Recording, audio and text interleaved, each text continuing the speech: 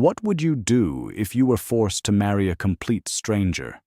Not for love, not even because you wanted to, but because the only family you had left whispered your name with his dying breath, begging a ruthless crime boss to put a ring on your finger just to keep you alive. That's exactly the impossible situation one grieving woman found herself in. Everyone assumed she was the weak link, the soft, overlooked outsider who'd never survive a world built on blood and betrayal. They were all about to find out just how wrong they were. Stick around, because this story flips every single expectation right on its head. The rain falling on the casket felt like a physical weight pressing down on Gabriel's shoulders. At 32, he was the undisputed head of the most feared crime family in the city, a man who had built an empire on calculated violence and cold, hard logic.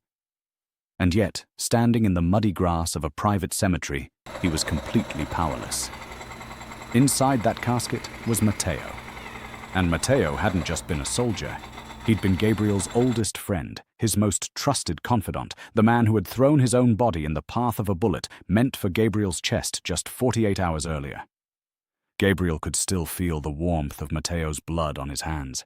He could still hear those raspy, desperate final words that had sealed his fate.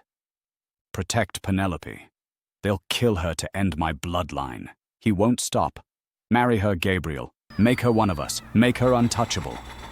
Gabriel had given his word as Matteo took his last breath. And in his world, a blood oath to a dying man was more binding than any law ever written by the state.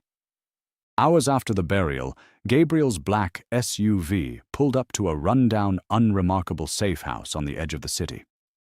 He stepped out into the damp chill of the evening in his tailored black suit, flanked by two of his top enforcers, and instructed them to wait by the door. Inside the dimly lit living room, sitting defensively on a faded floral sofa, was Penelope. Gabriel paused in the doorway, his dark eyes analyzing her. Penelope wasn't the kind of woman who existed in his world of curated perfection and superficial glamour.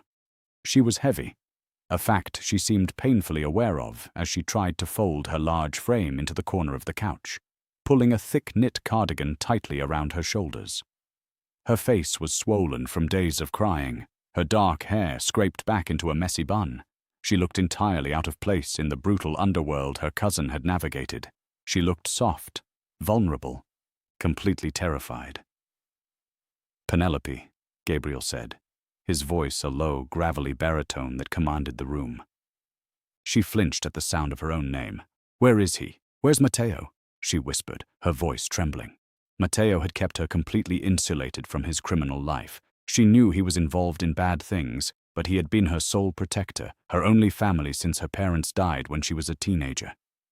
Gabriel didn't believe in softening the blow. "Matteo is dead. He was murdered 2 days ago. We buried him this morning." The air left Penelope's lungs in a sharp, ragged gasp. She clutched her chest, her knuckles turning white, and bent forward as heavy, agonizing sobs ripped through her. Gabriel stood perfectly still, watching her grief with an expressionless mask. He wasn't equipped for comfort. He was equipped for war. "They know about you," he continued, his tone clinical, cutting through her tears. "Matteo's bloodline ends with you. To the man who killed him, you're a loose end. He'll send people to this house, or the next one, until you're dead." Penelope looked up, her round face flushed, her hazel eyes wide. "I don't know anything. I don't have anything to do with this. I'm just a bakery manager." "In our world, ignorance isn't armor. Blood is," Gabriel replied, taking a step closer. He pulled a small velvet box from his pocket and set it on the scarred coffee table between them. "Matteo's dying wish was for me to protect you. There's only one way to make sure you don't get a bullet by midnight. You take my name. We're getting married, tomorrow morning. As my wife, an attack on you is a declaration of war against my entire family. He won't risk that." "You want to marry me?" Penelope let out a bitter, choked laugh, her deep insecurities bubbling to the surface even through her grief. She looked down at her own body. She had spent her entire life being overlooked, mocked, or simply invisible. Men like Gabriel, strikingly handsome, powerful, impeccably groomed, didn't look at women like her, let alone marry them. This is a sick joke. It's a tactical maneuver, Gabriel corrected harshly. I don't want a wife. You don't want a husband. But I owe my life to your cousin, and I pay my debts. You come with me now, or you're dead by morning. Make your choice. Before she could process the ultimatum, the front window shattered in an explosion of glass and splintering wood. Gunfire. Gabriel moved with lethal speed. He lunged across the coffee table, his body crashing into hers, driving her off the couch and hard onto the floorboards. His iron grip on her arm dragged her ruthlessly behind the solid oak blockade of the overturned sofa. Bullets tore through the drywall, shredding the cushions where she'd been sitting seconds before. Outside, his men returned fire, the deafening roar echoing through the quiet street. Penelope screamed, covering her ears, her whole body shaking against the floor. Gabriel drew his weapon, his eyes cold and focused, and looked down at her terrified face. "They're men," he said over the gunfire. "Your choice, Penelope. Right now." Tears streamed down her cheeks, mixing with the dust on the floor. She looked at the man, offering her life in exchange for a loveless prison. "Okay," she sobbed, nodding frantically. "Okay, I'll marry you." Gabriel nodded once. The oath was sealed. The wedding was organized in less than 24 hours, a testament to Gabriel's terrifying reach and limitless wealth. It took place in a private, heavily guarded room, followed by a mandatory reception at his sprawling estate to prove, both to his own people and to his enemies, that the union was real. For Penelope, the entire day was an exercise in pure humiliation. Gabriel had brought in top designers to dress her, but the morning had been a nightmare. The seamstresses whispered among themselves, carelessly pulling the measuring tape tight around her waist and hips, making subtle, cruel faces at each other. She stood in front of the mirror, her face burning with shame as they struggled to alter a gown to fit her. Gabriel walked into the fitting room just as the head designer muttered something cruel under his breath. The room instantly went silent as his shadow fell over them. He didn't raise his voice. He simply looked at the designer and said, "You have 10 seconds to leave my house before I have you thrown out of the 3rd-story window." The designer fled in terror. Gabriel then looked at Penelope, whose eyes were squeezed shut, tears leaking from the corners. He didn't offer a hug. He didn't tell her she was beautiful. He merely adjusted his cuffs and said, "No one disrespects this family. Remember who you are today." Now, standing in the grand ballroom surrounded by the most dangerous people in the city, Penelope felt entirely out of place. She wore a beautiful silk gown that draped over her curves, but she could feel the burning stares and hear the hushed whispers of the wives and the capos. Gabriel stood beside her, sipping a scotch. They hadn't touched since he'd placed a massive diamond ring on her finger. A high-ranking man, fueled by too much expensive bourbon, stumbled up to the couple. He smirked at Gabriel, then let his eyes roam disrespectfully over Penelope's figure. "Gabriel," he slurred, laughing. "I gotta admit, when I heard Matteo made you swear to marry his cousin, I thought it was a tragedy. Now I see it's a charity case. Tell me, did he leave you 100 million, or do you just have a sudden thing for whales?" The silence in the ballroom was instantaneous and deafening. Penelope's breath hitched, her face draining of color. She stared at the marble floor, wishing it would open up and swallow her whole. Gabriel didn't blink. He calmly handed his crystal glass to a passing waiter, and then, in a blur of motion, he grabbed the man by the back of the neck and slammed his face into the nearest marble pillar. The sickening crack echoed through the room. The man crumpled to the floor, blood pouring from his shattered nose. Gabriel pulled a handkerchief from his pocket, wiped his hand, and turned to the stunned crowd. "My wife is the lady of this house. The next man to look at her with anything less than absolute reverence will lose his eyes. Are we clear?" Murmurs of agreement rippled through the terrified crowd. Gabriel turned back to Penelope, offering his arm. "Let's go," he ordered quietly. He had defended her, yes. But Penelope knew it was about his pride, not his heart. She was a possession, a symbol of his honor, nothing more. Life in the mansion settled into a cold, isolated routine over the next 2 weeks. Gabriel was a ghost, leaving early and returning late, fighting a street war against his enemies. Penelope spent her days wandering the massive, empty halls. The staff, particularly the austere head housekeeper, treated her with barely concealed disdain, often leaving her oversized meals she hadn't asked for, a silent, cruel mockery. But Penelope was not just a naive, grieving girl. And one night, past 2 a.m, Gabriel returned home to find the lights on in his private study. His hand went to his holster as he pushed the heavy oak door open. Penelope was sitting at his grand desk, wearing one of Mateo's old, oversized T-shirts. Spread across the desk were encrypted financial ledgers Gabriel had recovered from Mateo's apartment. Ledgers his best accountants hadn't been able to decipher. "What are you doing in here?" Gabriel demanded, stepping into the room. Penelope didn't flinch. For the first time since they'd met, there was a spark of fierce intelligence in her hazel eyes. "Mateo didn't just hide me, Gabriel. He trusted me. I'm an accountant.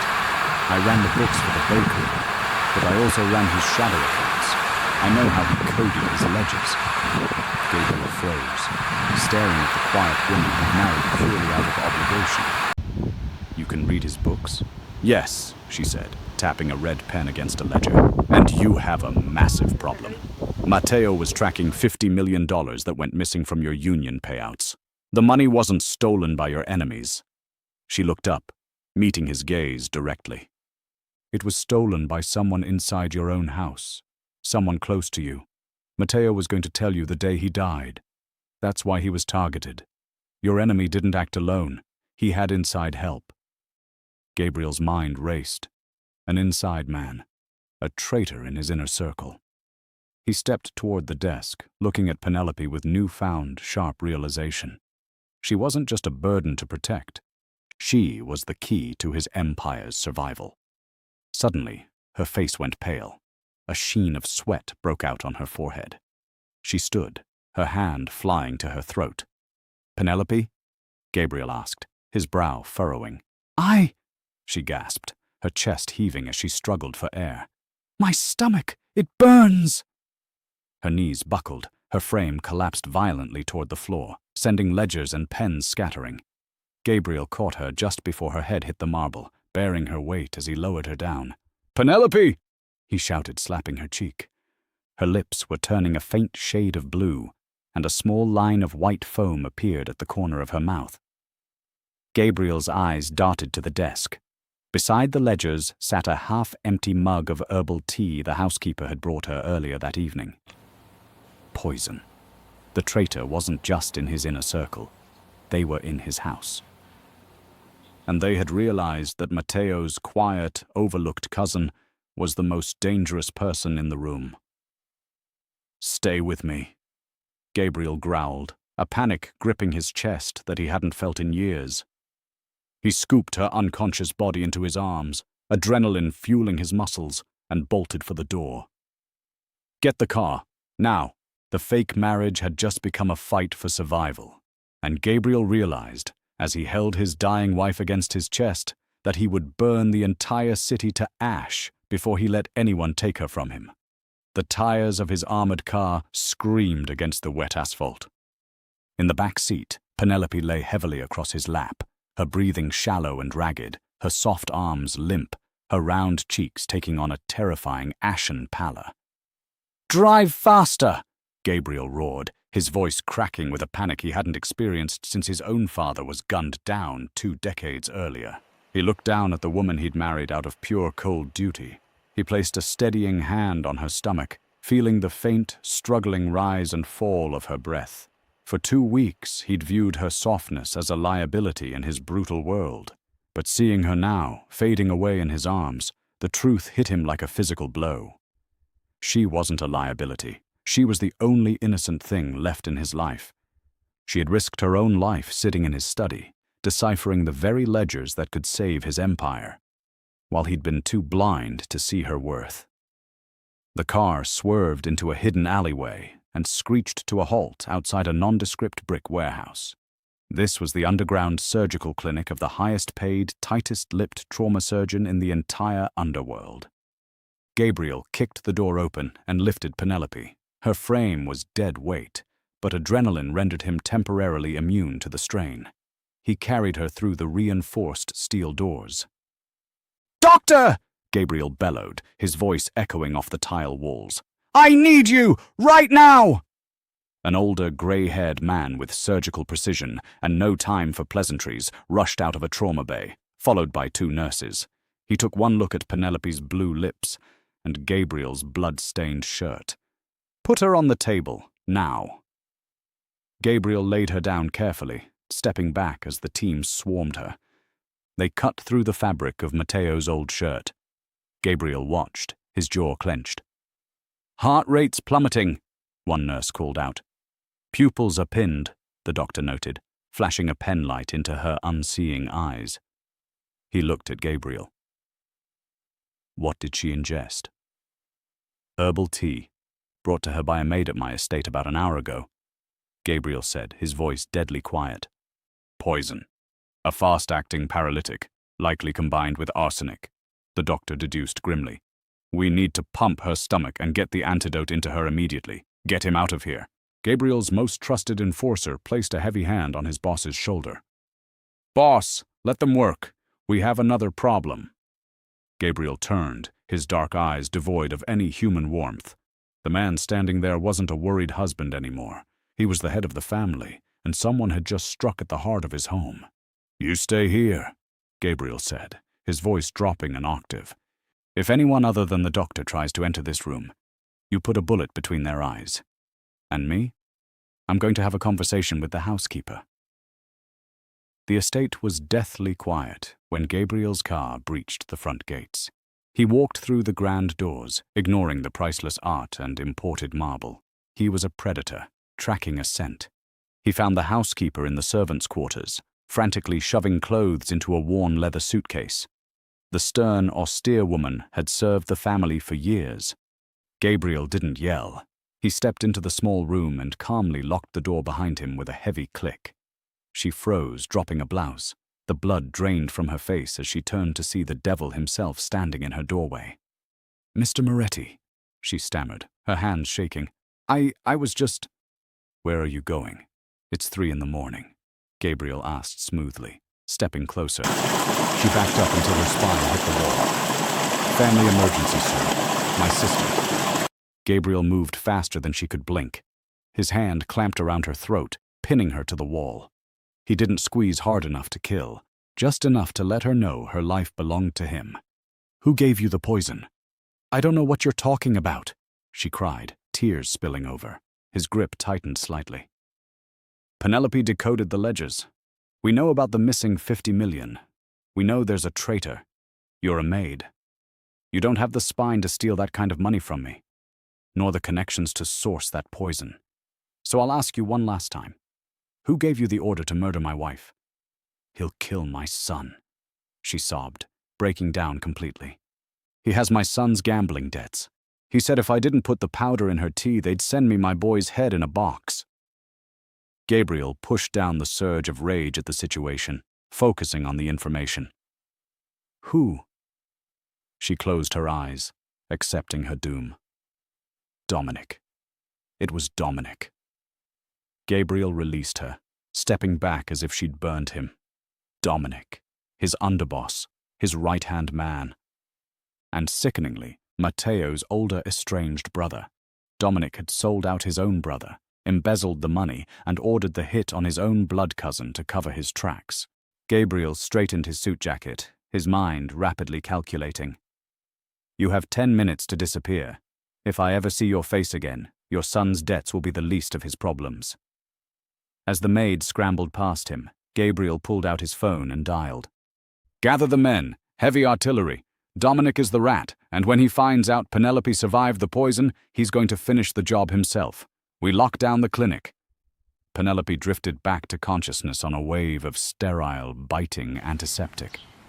The rhythmic beeping of a heart monitor anchored her to reality, though her throat felt like it was lined with shattered glass. She blinked against the harsh lights, trying to move her heavy limbs.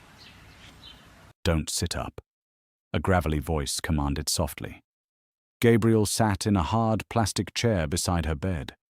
The immaculate, untouchable head of the family looked completely undone. His suit jacket was gone, his shirt stained with her blood, his handsome face drawn with an exhaustion she'd never seen. Penelope pulled the thin blanket up to her chin, her ingrained instinct to hide her frame flaring even now. "What happened?" Gabriel reached out, wrapping his large, calloused hand gently around her bruised wrist. "The housekeeper poisoned your tea. The doctor neutralized it. You're safe, and you were right about the ledgers. The traitor was Dominic." Penelope's eyes widened in horror. "Matteo's brother. But he's family. Blood doesn't make family in this world. Loyalty does," Gabriel said, his dark eyes fiercely locked onto hers. "You saved everything tonight. You did what my highest-paid men couldn't. I'm sorry I didn't see your brilliance sooner." Penelope's cheeks burned. "Gabriel, you don't have to pretend. I know why we got married. I know I don't belong in your world. I'm just—" "Listen to me," Gabriel interrupted, his grip tightening. He leaned in close. "When you collapsed, I didn't care about the syndicate or the missing millions. I only cared that you were slipping away. You are my wife. I claim you, Penelope. Every inch of you." Before she could process the weight of his confession, a concussive blast shook the foundations of the clinic. The lights flickered and died, instantly replaced by the eerie crimson glow of emergency backups. Gabriel's tender vulnerability vanished. He was the boss again. Drawing his pistol, he moved silently to the heavy steel door. "Dominic," he growled, peering through the reinforced glass. "He brought mercenaries to finish the job." Deafening gunfire erupted in the outer corridor as his enforcers returned fire. "Get on the floor behind the steel base of the operating table," Gabriel ordered, his tone leaving zero room for hesitation.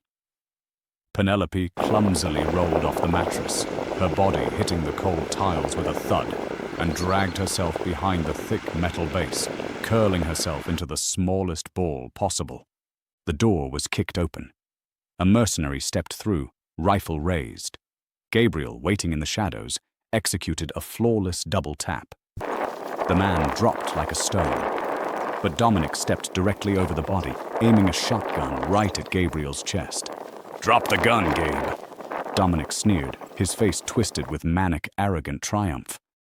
"The clinic is surrounded. You and the pig die tonight, and I take the throne." Gabriel didn't flinch, his weapon leveled at Dominic's head.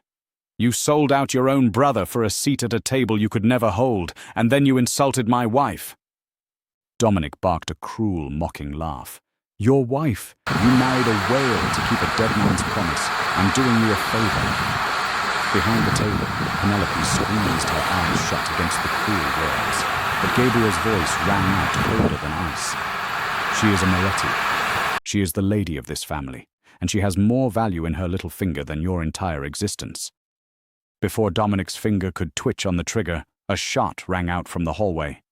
One of Gabriel's men had broken through, the bullet shattering Dominic's kneecap. Dominic screamed, his shotgun discharging wildly into the ceiling as he crumpled to the blood-slicked tiles. Gabriel walked forward, his steps slow and deliberate, and kicked the shotgun away. Dominic looked up, clutching his ruined leg, genuine terror finally breaking through his arrogance. "Gabe, wait.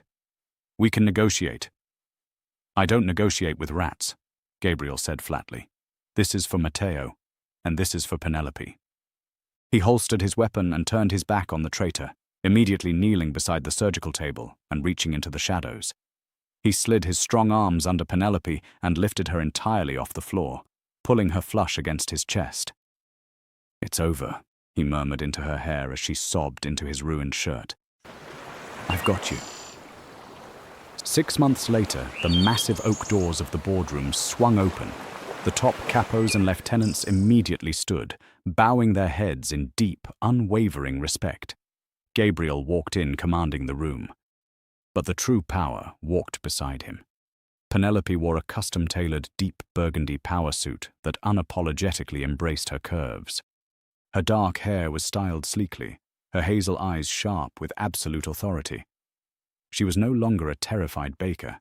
She was the architect of a new, bulletproof financial empire that had crushed every rival.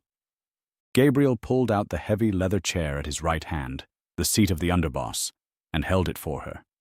Penelope sat down and opened her encrypted ledger, looking around at the hardened men who now answered directly to her. Gabriel stood at the head of the table, looking down at his brilliant wife with pure, unapologetic worship. "Gentlemen," he announced, his voice echoing with pride, "let's review the quarter. My wife has the floor. So here's what stays with me about Penelope's story. Everyone in that world looked at her and saw the same thing: soft, weak, a burden, a charity case, a promise a dead man forced a powerful man to keep. They measured her worth by her dress size and wrote her off before she'd said a single word. And every single one of them was catastrophically wrong. Because the thing they dismissed, the quiet woman in the corner who'd been overlooked her whole life, turned out to be the sharpest mind in the entire organization. She didn't survive that world by becoming hard or cruel. She survived it by being exactly who she already was: brilliant, observant, and impossible to fool. And there's something powerful buried in that, isn't there? The people who underestimate you are handing you a gift, even if they don't know it. They never see you coming.